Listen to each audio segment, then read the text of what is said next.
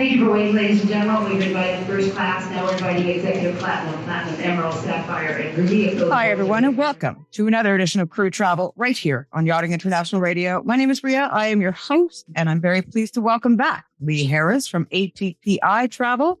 How are you, Lee?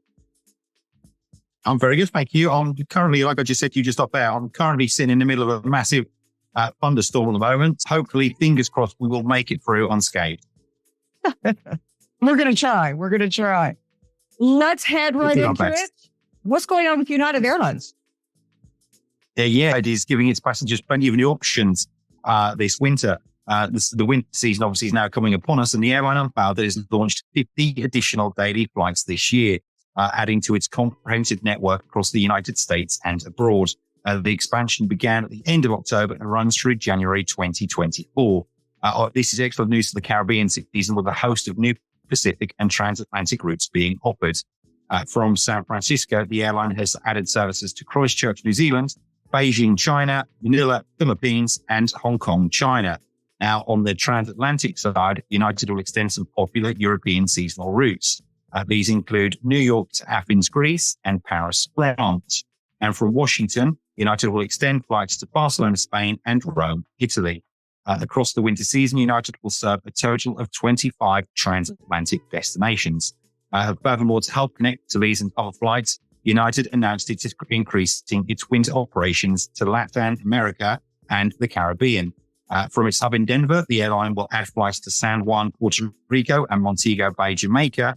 And from its hub in New York, Washington, and Chicago, it will add destinations across the Caribbean, Aruba, Bonaire, Grand Cayman Islands, and the Bahamas. San Francisco, home to one of United's fastest growing hubs, will also have additional flights to Mexican beach destinations, Puerto Vallarta and San Jose del Cabo, the latter being an increasingly popular destination for super yachts. Let's just pray to him. The crew. Yeah. It seems like there's a shortage of crew straight across the face of the planet right now for the flights that are available already. So if you're going to throw in another 50 flights, could be a little bit of problem there. Anyway, it is what it is. And Singapore. So one of the world's most renowned airports is reopening terminal after 3.5 years of engineering and expansion work. Singapore Changi Airport's Terminal 2 was fully reopened ahead of schedule, and it will allow for an additional 5 million passengers to use the airport each year. The expansion project included several significant improvements and added over 226,000 square feet to the terminal building.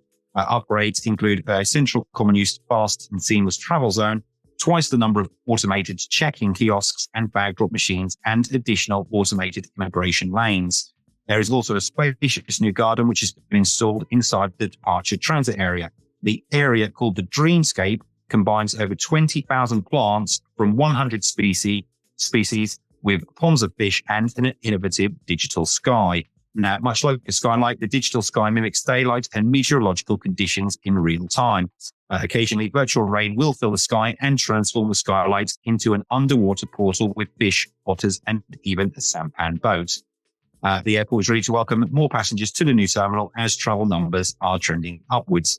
16 airlines are now operating out of Terminal 2 with flights to 40 cities. Obviously, this is just the tip of the iceberg of the terminal. There's just so many innovative ideas that have been brought to life. We couldn't even talk about them if we had an hour-long show just on this, honestly. If nobody has seen it, they need to look up this terminal. It's amazing. The work that's been done there. It's ecological. It looks fantastic for the environment. And what I would say as well, if there's any crew that have traveled through Terminal 2 recently, if they can drop me a message and just give me a review, let me know what it's like. Honestly, I'd be fascinated to know. That is phenomenal, especially considering that more often than not, your luggage can't even make it from one destination to another on the same plane. Movement forward. They are.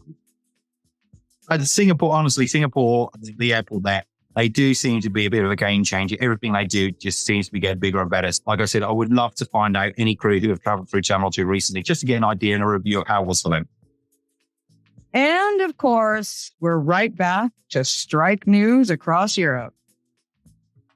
Yeah, as always, it's a regular feature, isn't it? We know news and strikes is regular occurrence on the show, and this week obviously is no different at all. There has already been a couple of strikes announced for this month as follows. The unionized flight attendants and navigation staff employed by EasyJet will hold a 24-hour strike today, the 6th of November. Affected airports will be Venice, Florence, and Treviso.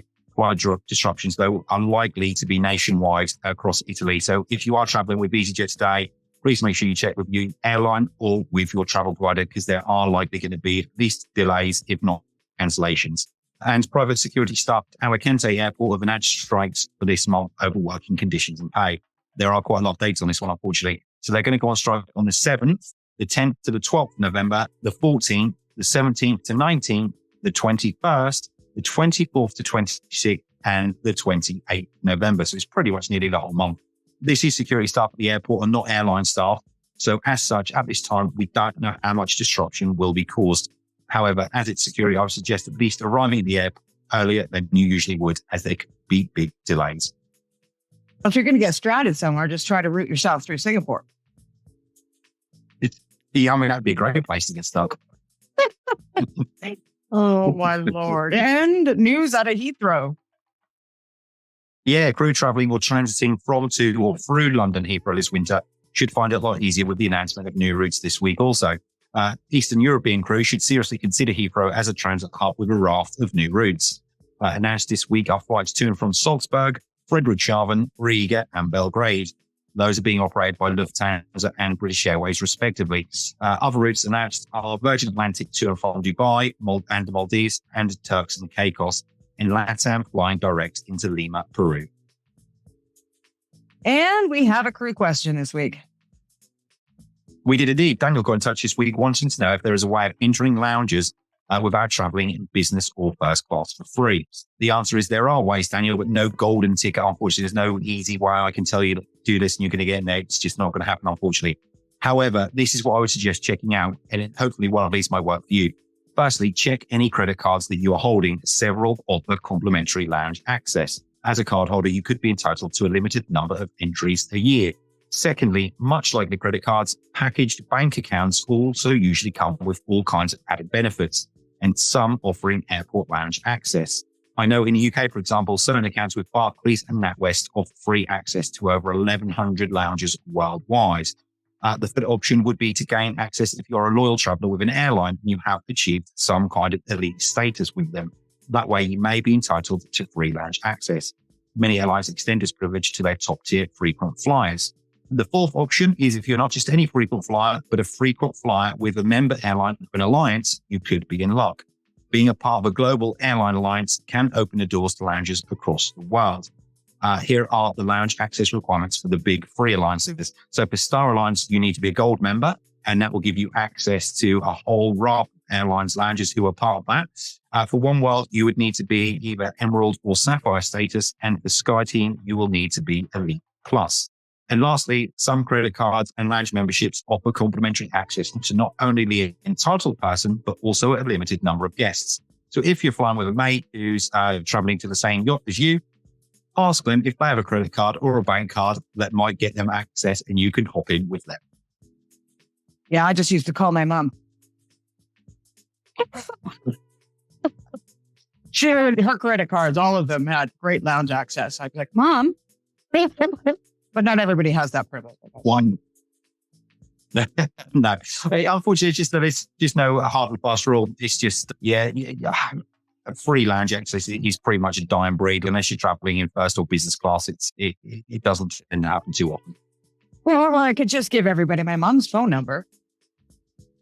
Yeah, we could do that. It'd be great. I'm sure she'd love it. I think I've already been disowned twice this year. I don't want to continue that trend. Right. We're not going to do it. Christmas is around the corner, so I've got to wait until after that before I get disowned for another time. Lee, I want to say thank you ever so much. Of course, weekly, we are here with Crew Travel. And of course, if you have any questions, please do send an email over to Lee, and he will make sure to answer it on next week's travel questions or beforehand if it's any urgent. Indeed. Yep. Anything urgent, I'll get straight back to you. If not, we'll get it answered on here next week. Yep. Sounds good. Thank you, Lee. Take care. Lovely to see you. You've been watching another edition of Crew Travel right here on Yachting International Radio. My name is Ria. I have been your host. We'll see you again next week.